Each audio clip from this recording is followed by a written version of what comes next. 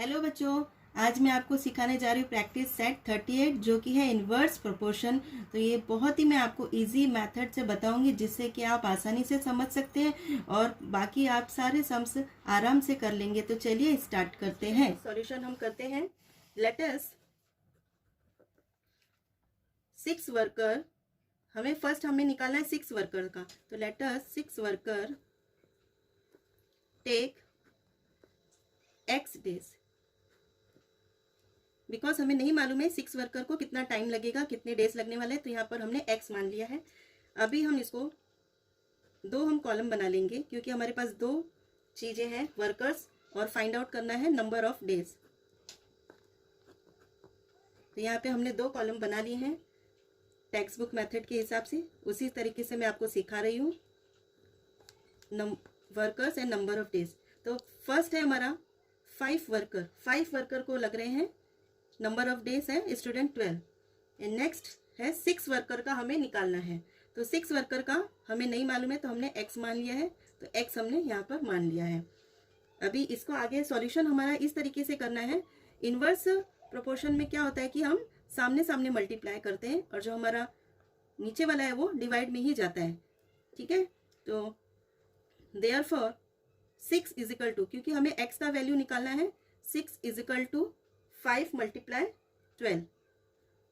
Therefore x is equal to 5 multiply 12 upon 6। ये 6 यहाँ पे मल्टीप्लाई में था, वो डिवाइड में यहाँ पे आ गया है। तो अब हम इसको पहले डिवाइड कर देंगे कि कैसे डिवाइड हो रहा है। तो हम 6 का ही टेबल ले लेते हैं। 6 1 जा 6, 6 2 जा 12। ठीक है, तो 5 मल्टीप्लाई 2 अब रिमेनिंग बचा है, तो 5 मल्टीप्लाई 2 करेंगे तो हो जा रहा है 10। तो x का वैल्यू आ गया 10। तो ये 10 क्या हमने निकाला है, नंबर ऑफ डेज। तो x का वैल्यू आ गया 10। तो आंसर हमारा आ गया कि 6 वर्कर को 10 डेज लगेंगे।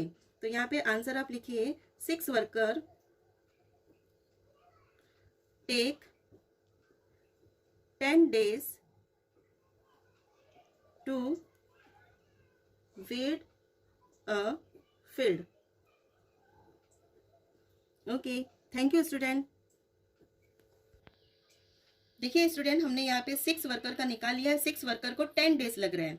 ठीक है, अभी नेक्स्ट इसी में एक और चीज पूछिए कि अगर 15 वर्कर हो गए, ये 15 वर्कर अगर रख रहे हैं हम, तो अब कितने डेज लगेंगे। तो उसके लिए भी हम सेम यही कंटिन्यू आगे मेथड करेंगे।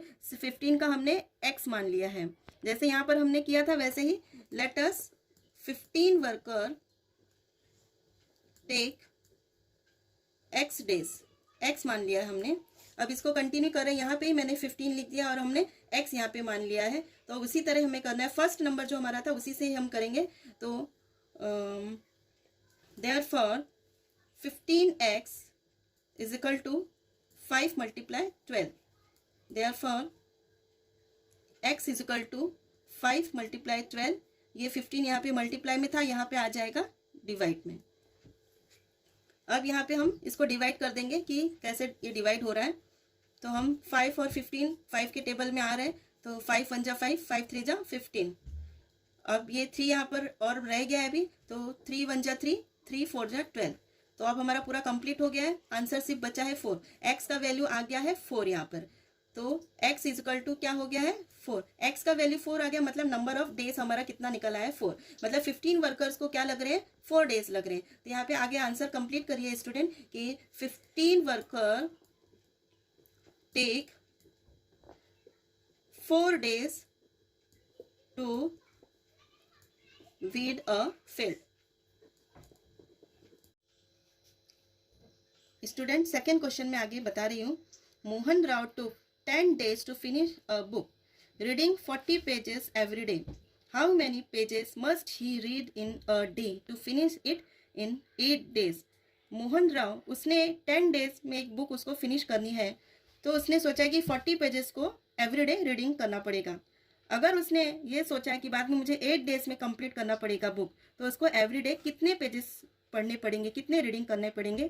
तो यहाँ पे इनवर्स रिलेशन है, तो चलिए मैं आपको ये दिखा रही हूँ। चलिए सेकेंड क्वेश्चन में स्टार्ट कर रही हूँ। Let the number of pages read be x to complete reading the book in 8 days। देखिए स्टूडेंट, यहाँ पे हमें नहीं मालूम है कि 8 days में हम कितना रीडिंग कर पाएंगे, तो हमने x मान लिया है यहाँ पे। तो आगे हम कंप्लीट करते हैं। 2 हमने ये कॉलम बना लिए हैं।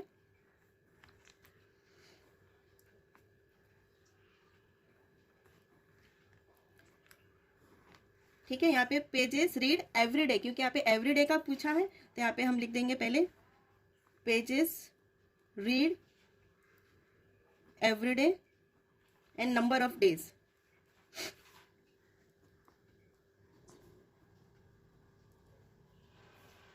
Number of days. ठीक है स्टूडेंट, तो अभी हम इसको आगे सॉल्व करेंगे कि यहाँ पे फर्स्ट है कि 10 days to finish a book, 40 pages हैं और वो 10 days में कंप्लीट कर रहा है। और आगे उसको 8 days में। स्टूडेंट देखिए, अगर हमने इसको अभी 8 days में हमें कंप्लीट करना है तो हमें कितने पेजेस पढ़ने पड़ेंगे एवरीडे। तो यहाँ पे हमने 8 days में हमने एक्स वैल्यू मान लिया है कि हमें एक्स पेजेस पढ़ने पड़ेंगे। तो आगे हम इसको कंटिन्यू करते हैं।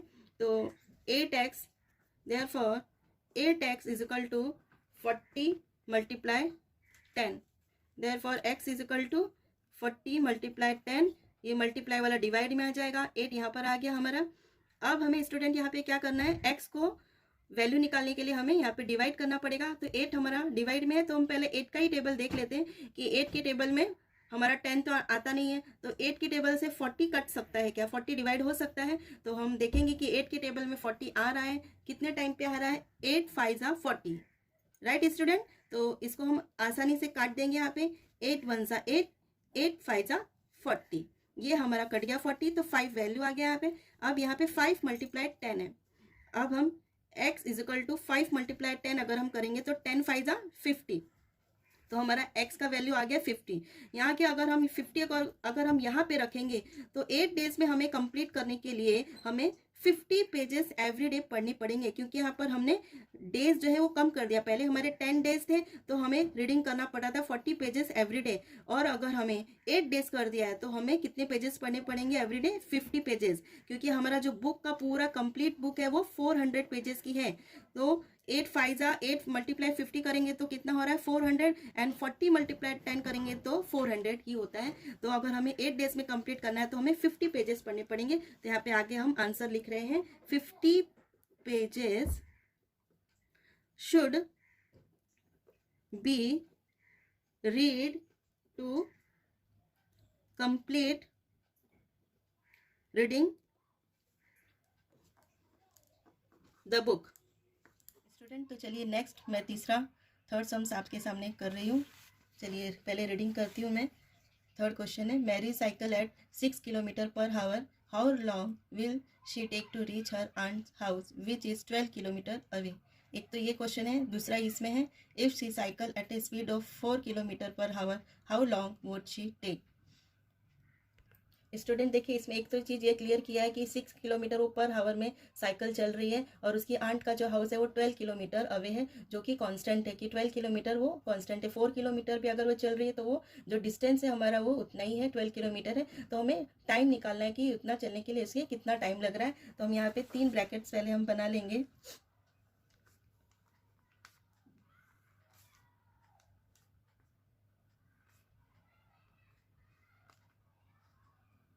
एक जो कि हमारा स्पीड है, यहाँ पे स्पीड बताया है। सेकेंड है जो टाइम है, जो हमें नहीं मालूम है कि टाइम कितना लग रहा है। और थर्ड है हमारा डिस्टेंस। तो चलिए, स्पीड हमारा कितना है, पहले 6 किलोमीटर पर हावर है, एंड टाइम नहीं मालूम है हमें, तो हमने इसको x मान लिया है। डिस्टेंस जो कि कांस्टेंट है 12 किलोमीटर है। सेकेंड इसी में क्वेश्चन है 4 किलोमीटर पर हावर है, टाइम हमें नहीं मालूम है इसका भी, तो हमने y इसको मान लिया। डिस्टेंस उतना ही है, 12 किलोमीटर है। तो अब इसे हमें कैसे करना है, टाइम हमारा नहीं मालूम है, हमने इसको पहले हम ये वाला सम्स को पहले सॉल्व करेंगे कि 6 किलोमीटर में हमें कितना टाइम लगेगा। तो 6 किलोमीटर के लिए कितना टाइम लगने वाला है, इसका फॉर्मूला है यहाँ पे, speed is equal to time. Student देखिए, यहाँ पे फॉर्मूला है हमारा, speed multiply time is equal to distance जो कि हमारा कांस्टेंट है। ठीक है, तो स्पीड हमारा यहाँ पे पहले है 6 किलोमीटर, तो हमने इसको 6 लिख दिया, मल्टीप्लाई का साइन आएगा। हमें टाइम नहीं मालूम है तो टाइम हमने 6 किलोमीटर के लिए x मान लिया है, तो x हमारा यहाँ पे हमने लिख दिया। फिर बाद में क्या है, इजिकल टू है, इजिकल टू डाल दिया। डिस्टेंस हमारा जो कि 12 किलोमीटर है, तो हमने 12 लिख दिया यहाँ पे, क्योंकि अब हमें टाइम निकालना है, x हमें निकालना है, x का वैल्यू। तो x को हम देयरफॉर x बाहर आ जाएगा हमारा, और x इजिकल टू हो जाएगा, ये 12 हम लिखेंगे अपॉन यहाँ पे जो 6 यहाँ पे मल्टीप्लाई में, यहाँ पे आके डिवाइड में आ जाएगा। तो 6 हमारा आ गया डिवाइड में। ये यहाँ पे मल्टीप्लाई में था, लेकिन जब हमने x को बाहर निकाल लिया तो ये मल्टीप्लाई वाला इक्वल टू में जब चेंज होता है तो डिवाइड में चेंज हो जाता है। तो यहाँ पे डिवाइड में आ गया। अब हम इसको कट कर देंगे, 6 1 जा 6, 6 2 जा 12। तो यार x का वैल्यू कितना आ गया 2, यानी x हमने क्या माना था, टाइम को। तो हमारा टाइम कितना लग रहा है, 2 hours. Therefore Mary takes 2 hours at the speed of 6 kilometre per our. यहाँ पे अभी हमने 6 किलोमीटर का निकाला है। अगर वो 6 किलोमीटर उसका स्पीड है तो उसको पहुँचने के लिए 2 आवर्स लगेंगे अपने आंट के हाउस में। और इसके ही आगे अगर 4 किलोमीटर उसका अगर हो जाएगा स्पीड, तो उसे कितना टाइम लगेगा, अब हम ये निकालेंगे। तो 4 के साथ में भी वही same formula, speed multiply time. तो स्पीड की जगह हम क्या लिखेंगे, 4 किलोमीटर, क्योंकि नेक्स्ट क्वेश्चन में हमारा स्पीड का वैल्यू कितना है, 4 किलोमीटर। तो हमने स्पीड की जगह हमने 4 लिख दिया। स्पीड हमारा हो गया अभी 4, मल्टीप्लाई टाइम कितना है, y इजिकल टू डिस्टेंस हमारा जो कि कांस्टेंट है 12 है, तो डिस्टेंस की जगह पर हम 12 ही लिखेंगे कि हमारा वही सेम है। तो देयरफॉर अभी हमें y का वैल्यू निकालना है, तो y हमारा बाहर आ जाएगा, क्योंकि y हमें फाइंड आउट करना है। y is equal to 12। अब ये जो 4 मल्टीप्लाई में है वो यहाँ पे आकर चेंज हो जाएगा डिवाइड में, तो 4 यहाँ पर डिवाइड में आ गया। तो अब इसको डिवाइड कर देंगे, 4 1 जा 1, 4 3 जा 12। तो देयरफॉर y इजिकल टू हो गया 3। यानी कि स्टूडेंट अगर उसका 4 किलोमीटर पर आवर की स्पीड से अगर वो अपनी साइकिल चला रही है, तो उसको अपने आंट के घर में पहुंचने के लिए हमें 3 आवर्स लगेगा, उसको 3 आवर्स उसको लगेगा। तो therefore she take 3 hours at the speed of 4 kilometre per hour. Student आगे मैं सिखा रही 4th क्वेश्चन है, जो कि The stock of grain in a government warehouse lasts 30 days for 4,000 people. How many days will it last for 6,000 people? Student यहाँ पे देखिए, गवर्नमेंट का स्टॉक हाउस है जो ग्रेन का होता है, अनाज का, वो 30 डेज ही बताया। 4,000 पीपल के लिए 30 डेज बता रहा है। अगर 6,000 पीपल होंगे तो उनके लिए कितने लास्ट डेज रह जाएंगे, तो वो हमें फाइंड आउट करना है। यहाँ की हमें नंबर ऑफ डेज हमें निकालना है। तो चलिए निकालते हैं। Let us the grain for x days, bracket में यहाँ पे हम लिख देंगे फॉर 6,000 पीपल, क्योंकि हमें 6,000 पीपल का बताने का है।